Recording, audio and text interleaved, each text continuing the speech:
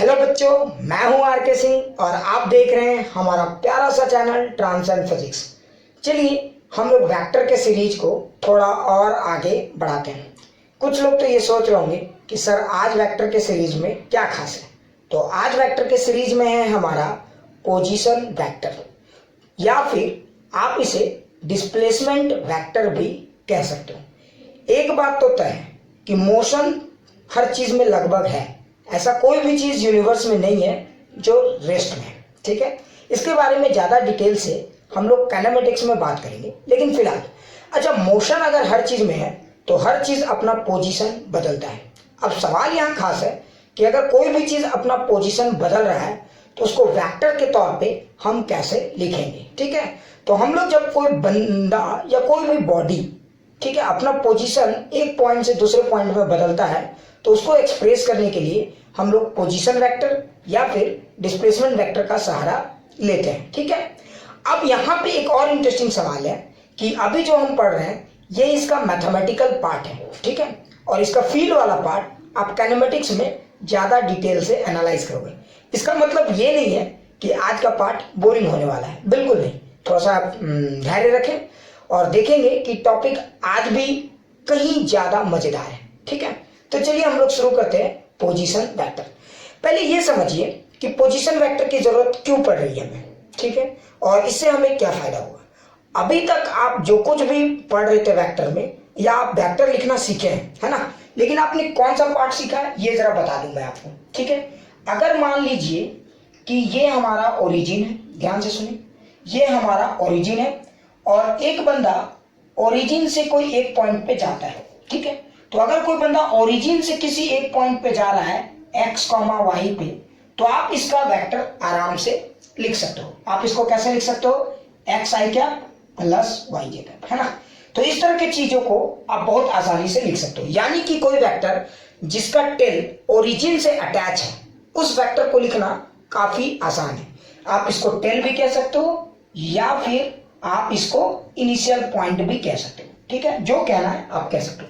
मतलब ये हुआ कि कोई भी वेक्टर अगर आपको दिया गया है और अगर उसका टेल ओरिजिन में है तो उस वेक्टर को लिखना हमेशा आसान है ना। लेकिन क्या प्रैक्टिकल लाइफ में हर वेक्टर टेल से ही हो? बिल्कुल नहीं। चलिए एक एग्जांपल लेके हम समझाने की कोशिश करते हैं क्या दिक्कत होगा अगर वेक्टर सिर्फ हर वेक्टर का टेल ओरिजिन यही हो, है ना। तो चलिए समझते हैं। मान लीजिए कि आपका एक घर है, होम, ठीक है, आपका प्यारा सा घर है जो आजकल लॉकडाउन में आपके लिए एकदम ये बना हुआ है 24 घंटा, है ना। और सपोज कीजिए कि एक दुकान है शॉप 1 और यहाँ एक और दुकान है शॉप 2। ठीक है, अच्छा सोचिए, इसका कोऑर्डिनेट आपको पता है। मान लीजिए इसका पॉइंट है x1, y1, है ना, और मान लीजिए इसका पॉइंट है x2, y2। फील करते हैं चीजों को। ठीक है, अच्छा सोचिए अगर आपको कोई सामान लेना है, ये आपका बहुत प्यारा सा शॉप है, ये आपका प्यारा सा घर है, आप अपने घर से यहाँ गए सामान लेने। ठीक है, एक बात बताइए, यहां से आप यहाँ गए तो इसको तो आप वेक्टर में लिख सकते हैं, है ना। What is the position of shop 1 with respect to home? बहुत आसानी से। क्यों? क्योंकि इस वेक्टर का टेल ओरिजिन में है। ये तो खैर बड़ा मजेदार बात है।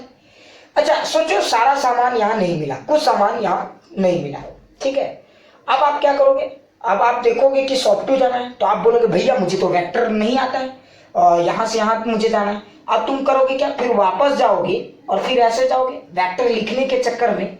क्या तुम ऐसा कभी करोगे कि यहाँ से गए शॉप 1 फिर यहाँ से आ गए? ताकि भाई क्यों? क्योंकि फिजिसिस्ट को दिक्कत नहीं हो कि हम फिजिसिस्ट तो हमेशा ये जानते हैं कि अगर टेल ओरिजिन में है, हमेशा अगर ओरिजिन ही इनिशियल पॉइंट है तब तो हम वेक्टर लिख सकते हैं।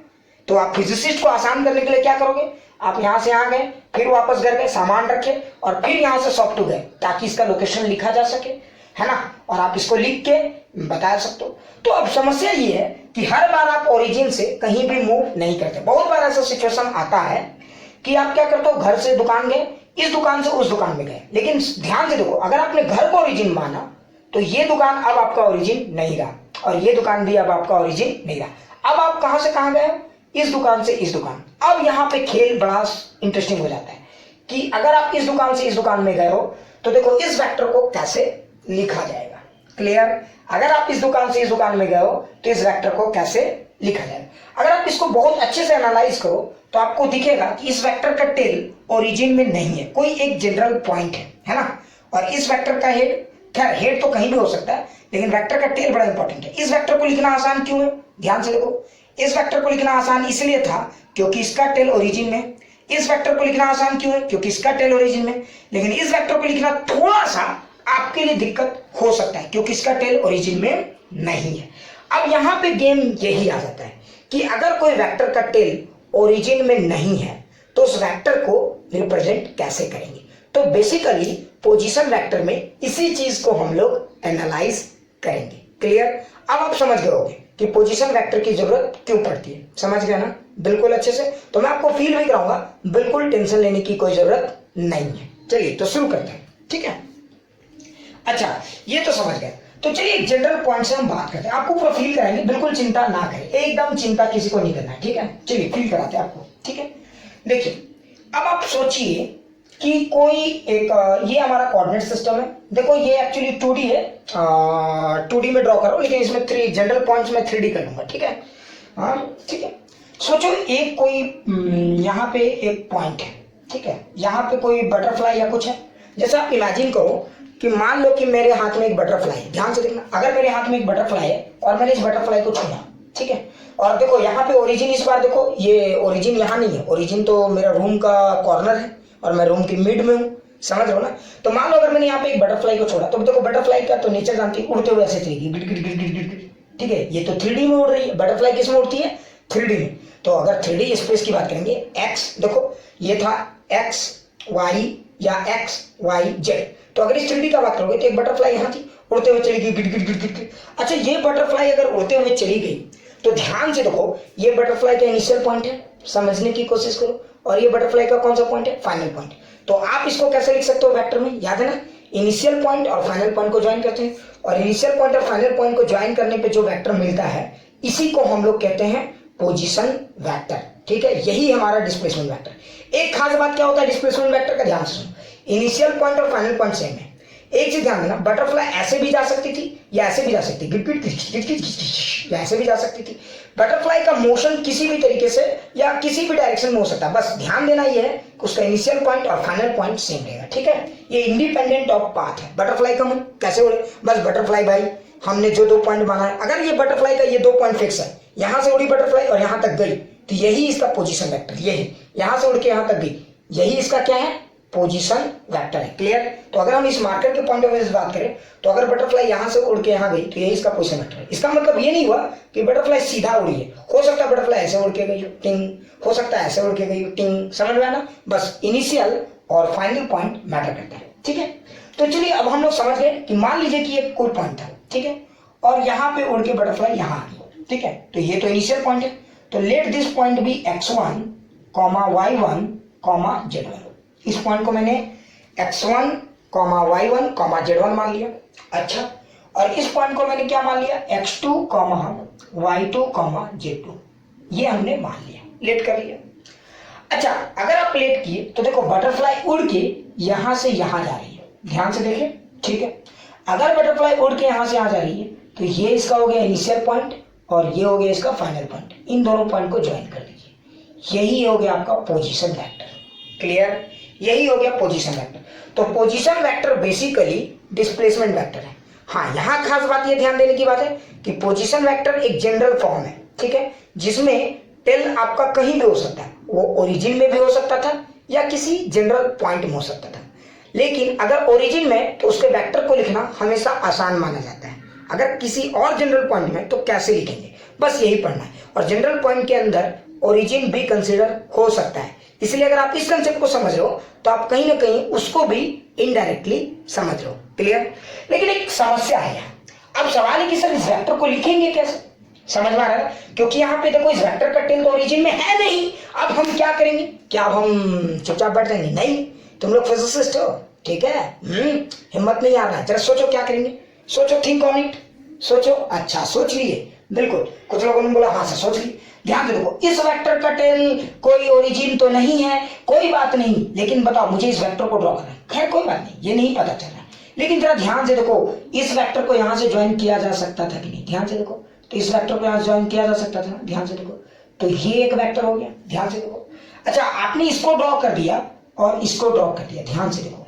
अब खास बात है, ये जो दो ब्लू लाइन है, देखो ब्लैक लाइन हमारा हमको निकालना ब्लैक लाइन वाला है, ब्लैक वेक्टर निकालना है। लेकिन सवाल है कि ब्लैक वेक्टर को आप आसानी से नहीं लिख सकते, तो ब्लैक वेक्टर को रिप्रेजेंट करने के लिए हमने दो ब्लू वेक्टर का सहारा लिया। क्यों दो ब्लू वेक्टर का सहारा लिया? क्योंकि इन दोनों ब्लू वेक्टर का टेल ओरिजिन में है, और जिस वेक्टर का टेल ओरिजिन में होता है उसको हम लिख बहुत आसानी से सकते हैं। दैट्स व्हाई हमने क्या किया, इनके टेल को ओरिजिन से ज्वाइन कर दिया, है ना। और आप लॉजिक से भी सोचो, लॉजिक से भी आपको मैं एकदम पूरा फील कराऊंगा, बिल्कुल चिंता मत करो। देखो, अच्छा अगर आप इस वेक्टर को देखोगे तो देखो ये कौन सा वेक्टर है, डिस्प्लेसमेंट वेक्टर है ना। और आप समझो, अगर ये आपका डिस्प्लेसमेंट वेक्टर है तो ये आपका कौन सा वेक्टर है, देखिए ये वो पॉइंट है जो इनिशियल के बारे में बता रहे हैं, तो आप इसको बोल सकते हो इनिशियल पोजीशन वेक्टर, है ना। ये इस बंदे का इनिशियल पोजीशन बता रहा है, तो this is called initial position vector, ठीक है। और ये वाला पॉइंट इस बंदे का फाइनल पोजीशन बता रहा है, this is called final position vector, है ना। और आप लॉजिक से भी सोचो, लॉजिक से भी सोचो, अगर कोई बटरफ्लाई यहाँ है, ठीक है, तो इसका इनिशियल पोजीशन वेक्टर तो हो गई। अगर आप इसको देखोगे ओरिजिन के पॉइंट ऑफ व्यू से, या मान लो कोई बटरफ्लाई यहाँ है, देखो यहाँ पे, ठीक है, और मान लो कि इमेजिन करो कि इस तरह का ओरिजिन है, ठीक है, तो बटरफ्लाई यहाँ है, तो इसकी इनिशियल पोजीशन ये है, तो देखो ये हो गई इनिशियल पोजीशन वेक्टर, ये मान लो ओरिजिन यहाँ है, तो बटरफ्लाई का इनिशियल पॉइंट यहाँ है, इसलिए ओरिजिन के पॉइंट ऑफ व्यू से बटरफ्लाई का इनिशियल पोजीशन वेक्टर हो गया।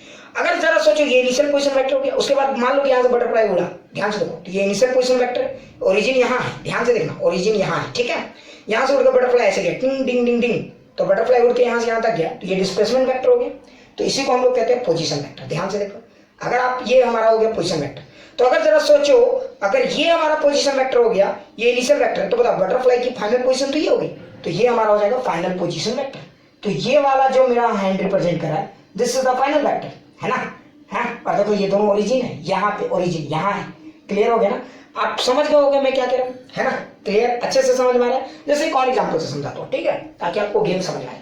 मान लीजिए, इमेजिन कीजिए एक सिचुएशन, ठीक है, ये ओरिजिन है, तो बटरफ्लाई यहाँ है, अब थोड़ा सा समझाता हूँ, बटरफ्लाई यहाँ है, ये यहाँ है, ठीक है, ये ओरिजिन है, तो इनिशियल पोजीशन वेक्टर हो गया। अच्छा, बटरफ्लाई का मन क्या उड़ा, उड़ के वहां चला गया, ठीक है, तो ये हो गया फाइनल पोजीशन वेक्टर। ध्यान से देखिए, सॉरी डिस्प्लेसमेंट वेक्टर। अगर ये देखो initial position vector plus displacement vector is equal to हम लोग क्या लिख सकते हैं, ध्यान से देखो, तो initial position vector plus displacement vector is equal to हम लोग लिख सकते हैं फाइनल पोजीशन वेक्टर। ऑब्वियस सी बात है।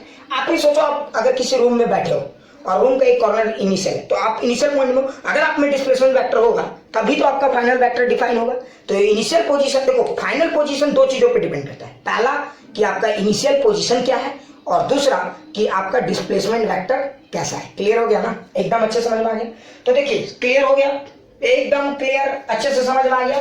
तो पहला इंपॉर्टेंट पॉइंट समझ में आ गया ना, कि पहले ये देखना है कि आपका इनिशियल पोजीशन क्या है, ठीक है, उसके बाद आपका पोजीशन वेक्टर बताएगा। अगर आपका पोजीशन वेक्टर यहाँ है तो फाइनल पोजीशन यहाँ आएगा, अगर आपका पोजीशन वेक्टर यहाँ है तो फाइनल पोजीशन यहाँ आएगा, है ना। तो ये देखिए, ये जो डिस्प्लेसमेंट वेक्टर है ये बड़ा खास है। अब यहाँ पे एक समझने वाली बात ये है कि अगर ये मेरा इनिशियल पोजीशन वेक्टर है, ये मेरा फाइनल पोजीशन वेक्टर है, तो ये मेरा कौन सा वेक्टर है, समझ में आ रहा है ना, ये ही फाइनल पोजीशन है, तो इसी को हम लोग कहते हैं पोजीशन वेक्टर, ठीक है। और ध्यान से देखेंगे तो मुझे इसी को कैलकुलेट करना है, ठीक है। अब सवाल ये उठता है कि इसको कैलकुलेट कैसे करेंगे। अगर आप इस वेक्टर को बहुत ध्यान से देखो, तो ध्यान से देखो, इस वेक्टर को देखो, इस वेक्टर को देखो, तो इस वेक्टर का हेड और इस वेक्टर का टेल कंबाइन हो रहा है ना भाई, ध्यान से देखिए, इस वेक्टर का हेड और इस वेक्टर का टेल कंबाइन हो रहा है, तो देखो यहाँ पे हेड टेल कॉम्बिनेशन हो रहा है, ध्यान से देखो, हेड टेल कॉम्बिनेशन, और ये टेल बचा और ये हेड बचा, तो ये इसका रिजल्टेंट दे रहा है। तो हम लोग अगर वेक्टर के हेड टेल कॉम्बिनेशन से ऑब्जर्व करेंगे तो हम लोग ऐसा लिख सकते हैं, देखो ध्यान से देखना, क्लियर। तो अगर हम लोग हेड टेल कॉम्बिनेशन को समझते हैं, हेड टेल कॉम्बिनेशन टेक्निक, बार बार मैं बार बार बोल रहा हूँ, आपको हेड टेल के अलावा कुछ नहीं सीखना है, ठीक है, बाकी सब ओल जोल है, बाकी सब मोह माया है, क्लियर। हेड टेल कॉम्बिनेशन, तो आप बोल सकते हो हेड टेल कॉम्बिनेशन में क्या, देखो इनिशियल पोजीशन वेक्टर टिंग प्लस पोजीशन वेक्टर डिंग is equal to final position vector टिंग, समझ में आया ना, तो फाइनल वेक्टर, क्लियर। तो देखो टिंग town is equal to down, है ना, अरे समझ गए होगे, initial position vector plus position vector is equal to final vector, final vector final position, नहीं तो कुछ लोग कंफ्यूज हो जाएंगे, फाइनल पोजीशन, है ना। यही है हमारा, ध्यान से। और ये फील भी आता है, समझ गए। अगर कोई बंदा कहीं है इनिशियल में, देखो ये इसका इनिशियल है, तो यहाँ से अगर ओरिजिन लेंगे तो इनिशियल वेक्टर, उसके बाद इसने डिस्प्लेसमेंट करा तो ये हो गया पोजीशन वेक्टर, तो इसकी फाइनल पोजीशन वेक्टर क्या होगी, यही होगी ना। पूरा फील आ गया होगा। तो फाइनल पोजीशन हमेशा किसी बंदे का दो चीज पर डिपेंड करता है, इनिशियल वो कहाँ है और दूसरा उसकी पोजीशन वेक्टर क्या है। क्लियर। अच्छा अगर आप देखो एक बात बता, ये तो मैं निकाल सकता हूँ, ये तो मैं लिख ही सकता था, है ना, ये वेक्टर को मैं लिख सकता था। अच्छा बता, मैं ये लिख सकता हूँ और मैं ये भी लिख सकता हूँ, तो क्या अब मैं ये नहीं लिख सकता? यही तो हमारा फोकस है। अगर आप इस वेक्टर को बहुत ध्यान से लिखेंगे तो position vector is equal to क्या लिखेंगे, समझ में आ गया होगा, final position minus initial position, यही हो गया आपका पोजीशन वेक्टर। क्लियर। जरा ध्यान से देखो, कहीं किसी को डाउट है ना, यही आपका हो गया पोजीशन वेक्टर। क्लियर। ठीक है, तो position vector is equal to final minus initial position vector. Clear, अच्छे से समझ में आ गया? कहीं डाउट है तो पूछो, कहीं भी डाउट है, कहीं भी डाउट है जरा सोचो। ठीक है, अगर ये आपको समझ में आ गया तो आप बताइए पोजीशन वेक्टर का फॉर्मूला क्या बन सकता है, जरा ध्यान से देखिए।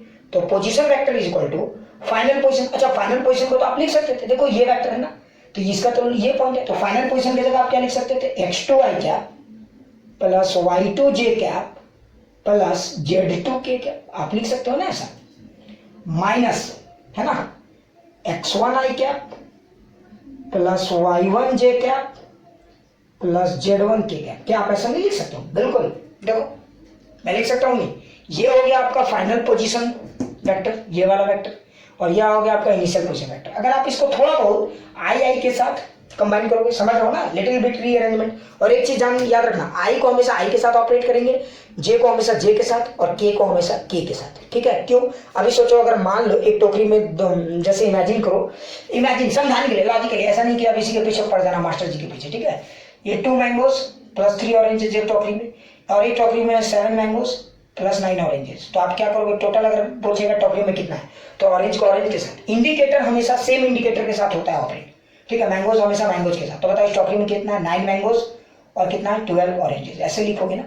तो मैंगोज को मैंगोज के साथ ऑपरेट करते हैं और ऑरेंज को ऑरेंज के साथ। उसी तरह आई कैप को आई कैप के साथ ऑपरेट करेंगे, जे कैप को जे कैप के साथ, और के कैप को के कैप के साथ। क्लियर? क्योंकि ये सब इंडिकेटर्स हैं। ठीक है, बेसिकली दे आर इंडिकेटर्स। अच्छा अगर आप इन दोनों को माइनस करेंगे तो देखिए क्या आएगा, x2 माइनस x1 आई कैप। मैं आई कैप की बात कर रहा हूँ, इसको और इसको मैंने माइनस कर दिया, ये मैं लिख सकता हूँ ना, बिल्कुल। अच्छा अगर आप जरा ध्यान से देखो तो मैं अगला क्या लिख सकता हूँ, y2 माइनस y1j कैप, ये भी मैं लिख सकता हूँ, बिल्कुल। और मैं अगला क्या लिख सकता हूँ, z2 माइनस z1k कैप, मैं ये भी लिख सकता हूँ, है ना। So this is the formula for position vector. समझ में आ गया होगा, बिल्कुल क्लियर हो गया होगा एकदम, एक एक चीज देखो, यही आपका फॉर्मूला फॉर पोजीशन वेक्टर। कोई बोलते इसको रटो, अच्छा रटना कहाँ है, जरा सोचो, फील करो, रटना कहीं है क्या? अरे बंदा कहीं है, वो इनिशियल वेक्टर है, वो कहीं मूव कर गया, वो पोजीशन वेक्टर हो गया, तो जहां गया वो फाइनल वेक्टर है ना। तो बिल्कुल क्लियर है, ध्यान रखो, बंदा यहाँ था इनिशियल वेक्टर, वो मूव कर गया तो पोजीशन वेक्टर, और समझ में आ रहा है, मूव करके कहाँ चला गया तो फाइनल वेक्टर। तो initial vector plus position vector is equal to final vector. Feel करो, चीजें को रटने की जरूरत ही नहीं। क्लियर? अच्छे से समझ में आ गया? एकदम ध्यान से देखिए, कहीं डाउट है जरा सोचिए, कहीं पर भी दिक्कत? पक्का? ठीक है, डिस्कस कर चुके हैं कि किसी भी पोजीशन वेक्टर को कैसे लिखा जाता है ना, एकदम क्लियर।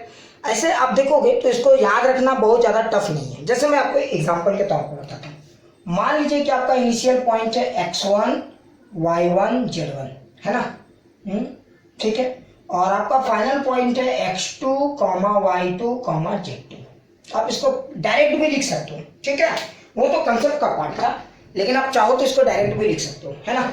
आप क्या करो, इन दोनों पॉइंट को मिला दो, यही हो गया आपका वेक्टर। अब इस पोजीशन वेक्टर को आप डायरेक्ट भी लिख सकते थे। Position vector is basically x को x में माइनस करो, ठीक है, किस में माइनस करना है, x को x में, ठीक है, तो x को x में माइनस करो, पक्का समझ में आ गया ना। तो अगर आप x को x में माइनस करोगे तो इसको हम लिख सकते हैं x2 माइनस x1, है कि नहीं, और ये i कैप। क्लियर? y को y में माइनस कर दो तो y2 minus y1 j cap, final minus initial, है ना, final minus z final minus z initial, तो z2 minus z1 k cap. तो ये आपका आ गया पोजीशन वेक्टर, है ना। अब आप अगर देखो, अगर आपको पोजीशन वेक्टर का वैल्यूज पता है, ये फॉर्मूला पता हो गया, तो अब आप इसका मैग्नीट्यूड भी निकाल सकते हो, इस वेक्टर का लेंथ भी निकाल सकते हो, है ना। So the length of this position vector is basically, ठीक है, ये तो आप जान ही रहे हो, है ना, किसी भी वेक्टर का मैग्नीट्यूड कैसे निकालते हैं, ये एक तरह का वेक्टर है, पोजीशन वेक्टर भी क्या है, एक तरह का वेक्टर है ना। तो अगर आप इसको देखोगे तो ये तो आपका एक्स का काम कर रहा है, ये आपका देखो आई कैप का कोफिशिएंट है एक्स, जे का कोफिशिएंट यहाँ जो जे कैप ये वाई की तरह काम कर रहा है और ये जेड, है ना। तो रूट अंडर एक्स स्क्वायर, तो इसका स्क्वायर कर दो, तो x2 माइनस x1 का स्क्वायर प्लस इसको लिखो y2 माइनस y1 का स्क्वायर प्लस इसको लिख दो z2 माइनस z1 का स्क्वायर। तो ये हो गया आपका पोजीशन वेक्टर का मैग्नीट्यूड। अगर आप इस फॉर्मूले को देख रहे होगे तो आपको ऐसा लग रहा होगा कि अरे ये तो 10th का फॉर्मूला है। बिल्कुल बिल्कुल, बस अंतर क्या था, 10th के फॉर्मूले में जेड वाला पार्ट नहीं था, है ना। आपने 10th में पढ़ा होगा कि अगर 2D का बात करते हैं जहां सिर्फ x और y होता है, मतलब x और y होता है ना, जहां z एक्सिस नहीं होता है, तो मतलब आप सिर्फ उस प्लेन की बात करते थे, तो वहां z का पार्ट कितना होता था, 0, ठीक है। अभी मैं आपको फील कराऊंगा, तो अगर आप 2D का बात करोगे तो z पार्ट तो वहां होता नहीं था, तो अगर आप 2D में देखोगे तो ये फॉर्मूला वही है ना। 2 पॉइंट के बीच का शॉर्टेस्ट डिस्टेंस आप कैसे निकालते थे, तो root under x2 minus x1 का square plus y2 minus y1 का स्क्वायर, है ना। तो इसको हम चलिए फील भी करा के दिखाते हैं कि ये एकदम जनरल फॉर्मूला है। ये फॉर्मूले की क्या खासियत है, ये 3D फॉर्मूला है, मतलब ये स्पेस में कहीं भी वैलिड है, ये हर मूवमेंट को ट्रैक इस फॉर्मूले से किया जा सकता है, ठीक है। लेकिन एक खास बात यह है कि इस फॉर्मूले को दूसरे फॉर्म में भी लिखा जा सकता है, डिपेंड करता है कि आप किस सिचुएशन में बात करो। जैसे अभी आप खुद देखो, आप जब 10th का बात करते हो, एग्जाम्पल के लिए मैं एकदम समझाता हूँ, बिल्कुल चिंता नहीं करना है। जैसे इमेजिन करो कि मेरा एक इस तरह का प्लेन है, ठीक है, ध्यान से देखो, ये एक्स एक्सिस है, ठीक है, ये जेड एक्सिस है और ये वाई एक्सिस है। समझाने के लिए एकदम देखो, ध्यान से देखना, यानी इस तरह का प्लेन है, देखो एक्स वाई जेड। अच्छा अब आप सोचो, अगर ये मेरा रूम का बात हो रहा है, ये रूम का कॉर्नर है और ये मेरा प्लेन है, और यहाँ पे कोई चींटी चल रहा है, किस जगह पे, प्लेन पे। चींटी उड़ तो नहीं सकता ना, बोला नहीं सकता, चींटी के पंख होते हैं, खैर समझ ही रहो, है ना, फिजिक्स पढ़ रहे हो तो पगला गए हो। खैर अब ध्यान से देखो, तो अगर आप इस प्लेन पे बात करेंगे तो कोई चींटी यहाँ पे चल रही है, ठीक है, तो उस चींटी के मूवमेंट को देखोगे तो उस चींटी का कौन सा कंपोनेंट बदल रहा है, अगर लॉजिक से देखोगे, ध्यान से देखना, तो अगर आप इस प्लेन पे कोई भी चीज चला रहे हो, देखो एकदम फील करेंगे, लिखेंगे नहीं, समझेंगे, ठीक है। अगर कोई इस प्लेन पे चल रहा है, आप लॉजिक से देखो, इस प्लेन पे, ये वाला हमारा प्लेन है, तो अगर कोई इस प्लेन पे चल रहा है, यहाँ पे है और यहाँ पे आ गया, तो अगर आप देखोगे तो इस पॉइंट को आप क्या लिख सकते हो, ए और बी, है ना। तो पोजीशन वेक्टर तो फाइनल माइनस इनिशियल है, तो अगर आप बी को लिखना चाहते हो x2, y2, क्योंकि यहाँ x2 और y2 बदलेगा, लेकिन z के ये तो ओरिजिन है, तो z का वैल्यू तो 0 होगा, और यहाँ a की जगह पे आप क्या लिखोगे, x1, y1, 0। अगर आप इसको माइनस करोगे तो ये पार्ट 0 0 माइनस हो जाएगा, है ना। तो सिर्फ आपको क्या मिलेगा, x2 माइनस x1 आई क्या, है ना। तो इस सिचुएशन के लिए अगर कोई चीज xy प्लेन में है, ध्यान से सुनो, अगर कोई चीज xy प्लेन में चल रहा है तो उसका z पार्ट तो हमेशा कांस्टेंट रहेगा, है ना। अगर z 0 है तो 0 ही रहेगा। तो अगर कोई चीज xy प्लेन पे चल रहा है तो देखो इस सिचुएशन में अगर आप एनालाइज करोगे तो आप क्या लिखोगे, पोजीशन वेक्टर, आराम से z वाला पार्ट तो 0 रहेगा, तो क्या लिखेंगे, x2 माइनस x1 आई क्या plus y2 minus y1 j क्या। लेकिन कुछ लोग और होशियार होंगे, बोलेंगे सर यहां तक तो ठीक है, तो ये वाला प्लेन क्या है, ये कौन सा प्लेन है, देखो ये प्लेन भी आपका जेड XY प्लेन ही है, बस ये कहां पे, देखो ये दोनों प्लेन में क्या अंतर है, फिर से समझना, एक एक चीज क्लियर करेंगे हम लोग। और याद रखना ये सब चीज मैं फाउंडेशन तैयार कर रहा हूं 3D का भी। इस बार वेक्टर के सीरीज को हम लोग अनलिमिटेड लेवल तक ले जाएंगे, एकदम गारंटी दिलाता हूं, ठीक है। तो सोचो, मान लो कि ये मेरा x है, ये मेरा y है और ये मेरा z है, ठीक है। अगर मैं बोला z XY प्लेन, तो XY प्लेन बहुत टाइप के होते हैं, कंफ्यूज नहीं होना, XY प्लेन बहुत टाइप के होते हैं। अगर किसी ने बोला XY plane z is equal to 0 पे है, तो देखो z इज इक्वल टू 0 का मतलब समझ लो ना, यहाँ पे प्लेन है, z इज इक्वल टू 0 पे।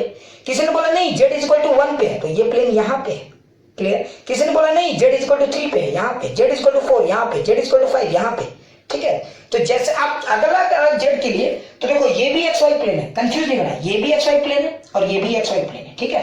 तो ये भी आपका XY प्लेन है, क्लियर, x एक्सिस में है, x और y प्लेन में। लेकिन देखो जो पैरेलल टू xy जितने भी प्लेन्स होंगे सब xy प्लेन है, ये भी xy प्लेन है, क्लियर। लेकिन यहाँ पे खास बात क्या, z की वैल्यू कुछ है, मान लो कि z की वैल्यू हमने 6 ले ली, यहाँ पे xy की क्या खास बात है, z की वैल्यू 0 है। उसी तरह आप ऊपर और एक प्लेन ले सकते हो, वहां पे z की वैल्यू कुछ और होगी। अब खास बात क्या है, अगर सोचो कोई बंदा यहां से यहां मूव किया, यहां से यहां, ठीक है, तो यहां से यहां मूव किया मान लो, या यहां से, तो देखो इस बंदे में क्या खास बात है, यहां पे अगर देखोगे तो आपको फिर से दिखेगा, यहां देखो एक्स और वाई दोनों बदलेगा, है ना। आप एकदम ध्यान से देखो, क्योंकि यहां पे अगर कोई मूव करे, यहां देखो जेड इज इक्वल टू यहां से देखो, ठीक है। तो अगर कोई यहां से मूव करेगा तो जेड इज इक्वल टू 6, तो यहां फिक्स है, और इसके पैरेलल ही मूव करना है, तो जेड इज इक्वल टू 6, तो यहां पूरा फिक्स है, ये जेड इज इक्वल टू 6 है, ये फिक्स है, बस एक्स और वाई बदल रहा है। तो अगर आप ध्यान से देखोगे तो यहां का मूवमेंट में आप इस पॉइंट को क्या लिखोगे, x1, y1, 6, जेड का वैल्यू फिक्स है ना, 6 को करो फिक्स, और यहाँ क्या लिखोगे, x2, y2, 6। ध्यान से देखो, समझ में आ गया होगा मैं क्या कह रहा हूँ। तो अगर आप पोजीशन वेक्टर फिर से माइनस करोगे तो देखो 6 और 6 तो फिर से 0 हो जाएगा, समझ में आ गया होगा, क्लियर। तो XY प्लेन में हमेशा जो पोजीशन वेक्टर होगा इन टर्म्स ऑफ x और y के टर्म में होगा, ठीक है, इन टर्म्स ऑफ xi क्या, yj क्या, जहां की x का वैल्यू क्या होगा, x2 माइनस x1, और y की वैल्यू क्या होगा, y2 माइनस y1। एकदम क्लियर हो गया होगा, अच्छे से समझ में आ गया, वेरी गुड, ठीक है।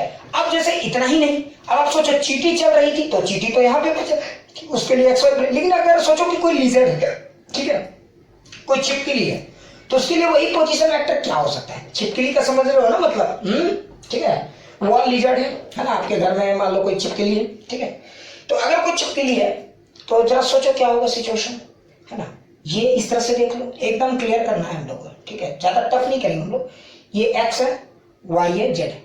अब बताइए इस छिपकली को कहाँ रखें, है ना, ये आपका प्लेन है, ये आपका घर का फ्लोर है, ये आपका क्या फ्लोर है ना, और ये आपका घर का दीवार है, देखिए ये इस तरह का एक दीवार इधर है और एक दीवार इधर है, समझ रहे होगा ना मैं क्या कह रहा हूँ। 3D में देखोगे तो क्लियर होगा, तो टफ लग रहा है क्या, पक्का। तो कौन से दीवार में चला बोलो, एक्स जेड वाई जेड, कुछ लोगों ने इसमें चलाई या इसमें चलाते हैं, ठीक है।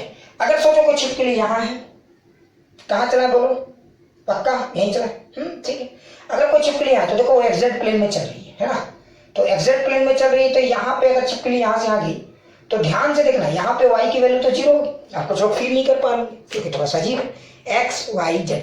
तो अगर आप एक्स वाई प्लेन की बात करो, देखो ये वाला प्लेन, तो ये वाला प्लेन में तो यहाँ y 0 है ना, ये ओरिजिन है, ध्यान से देखो, तो इस प्लेन में छिपकली चल रही है ना, तो यहाँ देखो ये होगा आपका x, ये हुआ y, ये हुआ z। तो देखो x में और z में ही तो चेंजेस आ रहे हैं, तो जो भी पोजीशन वेक्टर बदलेगा, छिपकली यहाँ तो पोजीशन वेक्टर यहाँ, छिपकली यहाँ, तो देखो इनिशियल यहाँ था, ये फाइनल यहाँ, यही तो आपका पोजीशन वेक्टर है, क्लियर है ना, तो क्लियर हो गया होगा। तो अगर आप इस कोऑर्डिनेट को देखोगे, तो एक्जेक्ट प्लेन को देखोगे, तो यहाँ हमेशा x y का पार्ट तो 0 रहेगा, और z है ना, x1 0 z1, यहाँ क्या लिखेंगे, x2 0 z2। जब आप इसको लिखोगे तो पोजीशन वेक्टर में क्या दिखेगा आपको, समझ में आ गया होगा, x का टर्म दिखेगा, तो x i cap plus z k cap, है ना, जिसमें x की वैल्यू x2 माइनस x1 होगा, और z की वैल्यू क्या होगा, z2 माइनस z1। इसका मतलब ये हुआ कि पोजीशन वेक्टर किस प्लेन पे, ये भी बड़ा इंपॉर्टेंट है। अगर पोजीशन वेक्टर xy प्लेन पे है, या कोई भी वेक्टर xy प्लेन पे है, पोजीशन वेक्टर एक तरह का वेक्टर ही है, तो कोई भी वेक्टर अगर xy प्लेन पे है तो उसके जो टर्म्स होंगे वो x और y के टर्म में होंगे। अगर yz प्लेन पे है तो y और z के टर्म में होगा, अगर xz प्लेन पे है तो x और z के टर्म में होगा। लेकिन अगर 3D में है, जैसे मान लो कि x स्पेस में है ना, कोई बटरफ्लाई को आपने छोड़ दिया, गिट गिट गिट गिट गिट गिट गिट उड़ गई, तो कहीं भी उड़ सकती है ना, कहीं भी जा सकती है, वो थोड़ी दीवार के किनारे किनारे चिपक चिपक के चलेगी, सिर्फ छिपकली थोड़ी है। तो छिपकली के लिए आपका दो जरूरत पड़ सकता है ना। हाँ, कुछ लोगों ने सर फ्लाइंग लिजर्ड है, तो खैर एक्सेप्शन तो जानते ही हो, क्लियर। तो मैं क्या कह रहा हूँ समझ में आ रहा है। तो लिजर्ड वगैरह के लिए, चीटी वगैरह के लिए आप दो एक्स वाई एक्स जेड, मतलब समझ सिचुएशन के हिसाब से। लेकिन जब आप बटरफ्लाई की बात करोगे तो 3D में उड़ सकती है, तो 3D में आप क्या करोगे, समझ रहे हैं, एक्स वाई जेड। तो वेक्टर का ये बड़ा इंपॉर्टेंट पॉइंट है, क्लियर। अब आगे बढ़ते हैं, यहाँ तक समझ में आ गया। कुछ हम लोग क्या करेंगे, बहुत बेसिक न्यूमेरिकल डिस्कस करेंगे, ताकि आपको ये कंसेप्ट और क्लियर हो जाए, है ना, एकदम क्लियर हो जाए, बेसिक बेसिक न्यूमेरिकल। मैं बहुत ज्यादा टफ नहीं करना चाहूंगा, ठीक है, 2-4 न्यूमेरिकल से आपको क्लियर कराना चाहूंगा, ठीक है। तो चलिए 1-2 न्यूमेरिकल डिस्कस कर लेते हैं, ताकि आपको पोजीशन वेक्टर का जो कंसेप्ट है पूरी तरह से क्लियर हो जाए, ठीक है। चलिए देखते हैं। पहला क्वेश्चन को आप देखिए, बड़ा ध्यान से देखिएगा, एकदम कोई टेंशन नहीं, ठीक है। जैसे ध्यान से देखिए, किसी ने बोला राम मूव फ्रॉम, राम जो है वो कहां से कहां जा रहा है, ध्यान से देखो, राम मूव फ्रॉम, ठीक है, कुछ भी तो चलने वाला इंसान है, तो एक्स वाई का ही बात कर लेते हैं।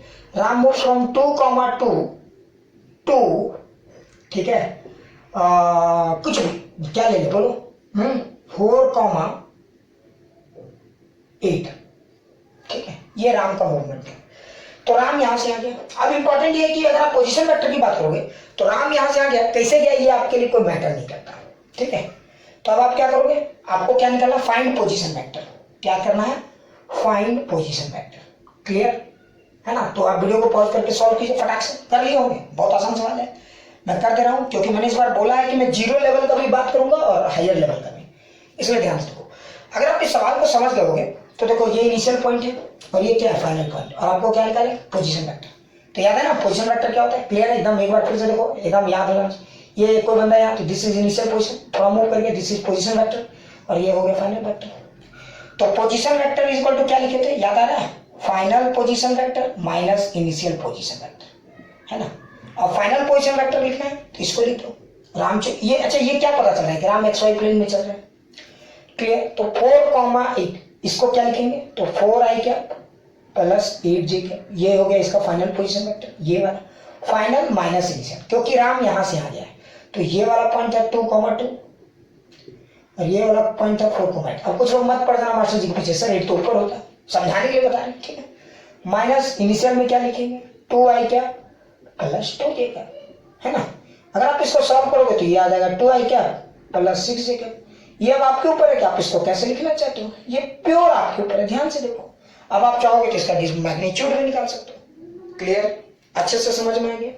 ध्यान से देखो। चलिए एक और सवाल मैं आपको कराता हूँ ताकि आपको पूरा फील आ जाए। ठीक है, ध्यान से देखिए, एकदम बेसिक सा सवाल कराता हूँ ताकि आपको पूरा अच्छे से गेम समझ में भी आ जाए। जैसे एक और सवाल देखिए। ठीक है, राम मूव फ्रॉम, ठीक है, 3,4 to 6,8। ठीक है, ये देखिए ध्यान से देखिए, ये सवाल अच्छा सवाल है, थोड़ा सा ट्राई कर लेते हैं एक बार। ठीक है, 3D में बात करें क्या? नहीं 2D में ठीक है, एक 3D में भी बात कर लेंगे। ठीक है, राम जो है मूव कर रहा है 3,4 से 6,8 पे। ठीक है, अब अगला सवाल देखिए, Rahim moves in the direction of Ram. Rahim moves in the direction of Ram. Rahim जो है वो राम के ही डायरेक्शन में मूव कर रहा है, बट मैग्नीट्यूड ऑफ रहीम, ठीक है, मैग्नीट्यूड ऑफ रहीम कुछ भी इस कितना लेना चाहोगे आप? 20 यूनिट।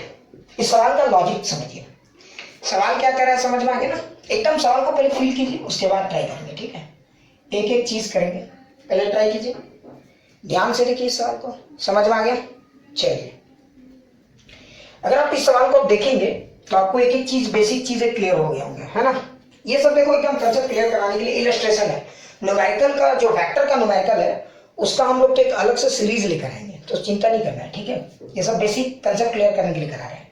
अच्छा देखो, पहले ये समझो कि राम जो है वो 3,4 से 6,8 में गया, रहीम जो है वो उसी डायरेक्शन में चल रहा है, लेकिन खास बात क्या है, अब राम का मैग्नीट्यूड कुछ भी देखो, अगर मान लो ये 3,4 है, ध्यान से देखो, और एक पॉइंट है 6,8, ये पॉइंट है 6,8, तो ये राम का मूवमेंट है ना?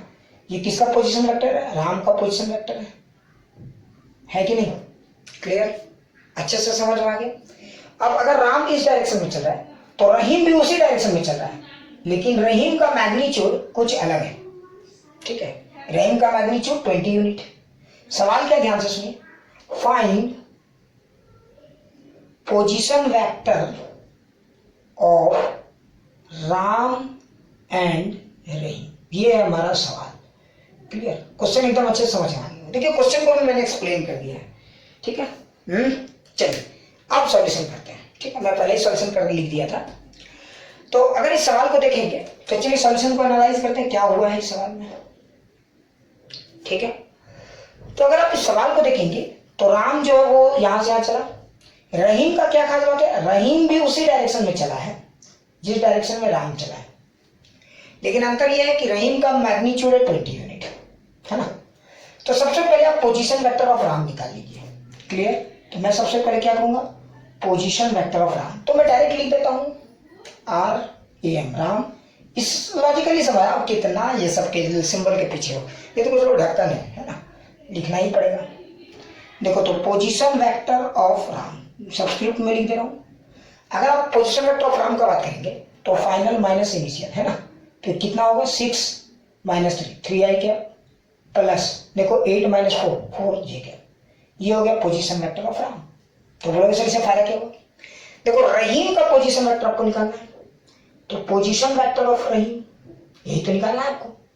अच्छा अगर आपको पोजीशन वेक्टर किसी भी चीज का निकालना है, ठीक है, अगर आपको पोजीशन वेक्टर किसी भी चीज का निकालना है तो दो चीज चाहिए, वेक्टर निकालना है तो मैग्नीट्यूड और डायरेक्शन, है ना। तो मैग्नीट्यूड ऑफ रहीम तो दिया हुआ 20 यूनिट, लेकिन बाबा डायरेक्शन ऑफ रहीम क्या है? तो रहीम का वही दिशा है, वही डायरेक्शन में रहीम जा रहा है जिस डायरेक्शन में राम जा रहे हैं, है ना, ये राम जा रहा है। तो अगर राम जिस डायरेक्शन में जा रहा है उसी डायरेक्शन में रहीम जा रहा है, ठीक है। तो अब सवाल है कि राम का डायरेक्शन क्या है? तो अगर आप राम का डायरेक्शन निकालना चाहते हैं तो समझ में आ रहा होगा, पोजीशन वेक्टर का अगर आप डायरेक्शन निकालना चाहते हो तो देखो 3i cap plus 4j cap by 5, ये कैसे निकाले समझ में आ गया ना। देखिए किसी भी वेक्टर का अगर आप डायरेक्शन निकालना चाहते हो यूनिट वेक्टर, तो आपको मैग्नीट्यूड वेक्टर लिख के उसके मैग्नीट्यूड से उसको डिवाइड कर दीजिए, यही हो गया हमारा, है ना। तो ये इसका डायरेक्शन। अच्छा क्या दोनों का डायरेक्शन सेम है? बिल्कुल, अगर आप ध्यान से देखोगे तो दोनों का डायरेक्शन सेम है ना। तो अब आप इस डायरेक्शन में इसको मल्टीप्लाई कर दो, तो अगर आप इसको मल्टीप्लाई करोगे तो ये क्या है 3i cap plus 4j cap by 5, ये आ गया आपका position vector of Rahim. Clear? और आप पूरी तरह से इसको अच्छे से सॉल्व करोगे तो देखो आपको क्या मिलने वाला है, position vector of Rahim is equal to, ये अच्छे से सॉल्व करो तो 5 4, है ना। तो ये हो जाएगा 12i cap plus 16j cap, ये हो गया position vector of Rahim. Clear? अच्छे से देखो, समझ में आ गया होगा। तो मतलब अब क्लियर हो गया ना अच्छे से, ठीक है, चलिए।